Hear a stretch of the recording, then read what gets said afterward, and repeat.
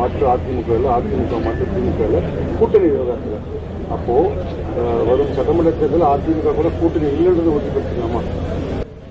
அது ஏன் அவ்வளவு அவசரப்பட்டு உறுதிப்படுத்துறீங்க?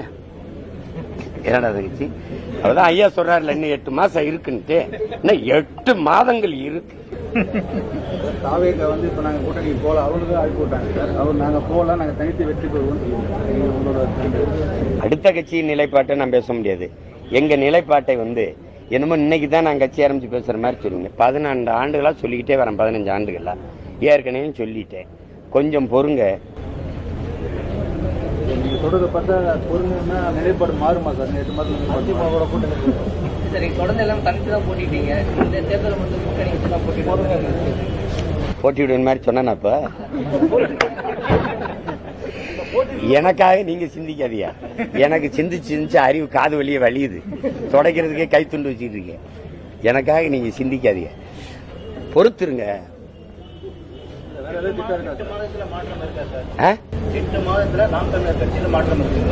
நாம் தமிழர் கட்சியில மாற்றம் இல்ல.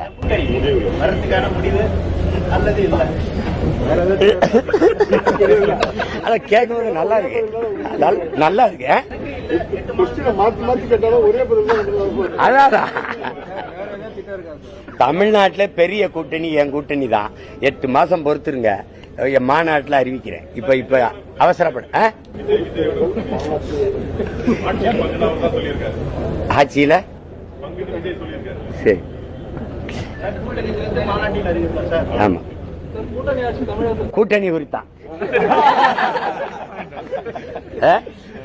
எப்படியாவது முதல்ல நானும் தம்பி விஜயும் சேர்ந்து போட்டிடுற மாதிரி இருந்தவுடனே ஊடகவியலாளர்கள்லாம் முதல்ல கேட்பாங்க, தனிச்சு எத்தனை நாளைக்கு நீங்க போட்டிடுவீங்க? ஒரு கூட்டணி இல்லாம உங்கள ஒரு 10 எம்எல்ஏ எம்பி எல்லாம் வர வேணாமா? நீங்க அப்படியே உங்க தொண்டர்கள்லாம் சோர்ந்தடைஞ்சிட மாட்டார்களா அப்படின்னு. சேர்ந்து போட்டிடுவாங்களோன்னு வரும்போது தனிச்சு நிக்கிறதானே உங்க பலம். நீங்க கூட்டணிக்கு போறீங்க அப்படிங்கிறது என்ன? இந்த கழுதையை சொல்லுவான், முன்னாடி வந்தா கடிக்குது, பின்னாடி போனா உதையுது, இப்ப என்னதான் பண்றது அப்படின்னு. கொஞ்சம் பொறுமை. இவ்வளவு நேரம் பேசினேன், அதை பத்தி கேட்காம இவ்வளவு கருத்துக்களை சொன்னேன். அதெல்லாம் சொல்லாம கூட்டணி கூட்டணி கூட்டணி.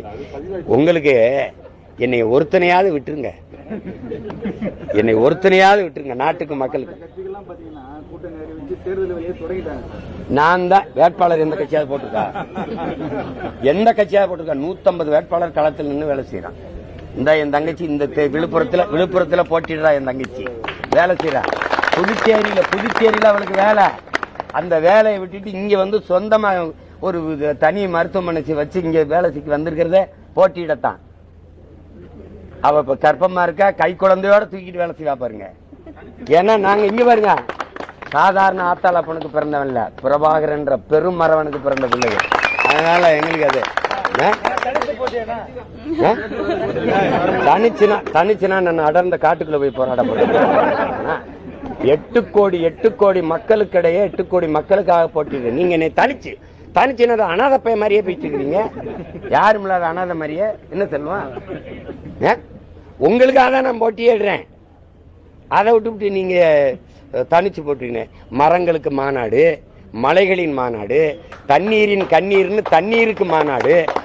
தண்ணீர் பேசும் பாருங்க, உங்ககிட்ட தண்ணீர் பேசும் பாருங்க. டேய் என்னை என்னதாண்டா நினைக்கிறீங்க அப்படின்னு.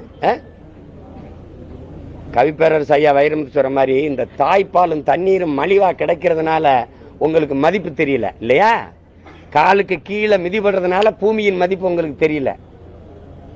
இருங்க ஒரு நாள் அவன் சொல்றாருல ஐயா கவிக்கு அப்துல் ரஹ்மான், சுமந்த தாய் 10 மாசம் தான் வயிற்றுல சுமந்தா நம்மள. ஆனா இறந்த பிறகு பெற்ற தாய்க்கே நான் பிணந்தான். ஆனால் எல்லாரும் நிராகரிக்கப்பட்ட பிறகு இவன் என் பிள்ளைன்னு மறுபடி வயிற்றுல இந்த பூமி தாய் தான் தாங்கிக்கிறான்றாள். பெற்ற தாயை விட மேலானவள் பூமி தாய் தான். அதை புரிஞ்சுக்கிட்டு இந்த தேர்தலில் விவசாய சின்னத்துக்கு ஓட்ட போட்டு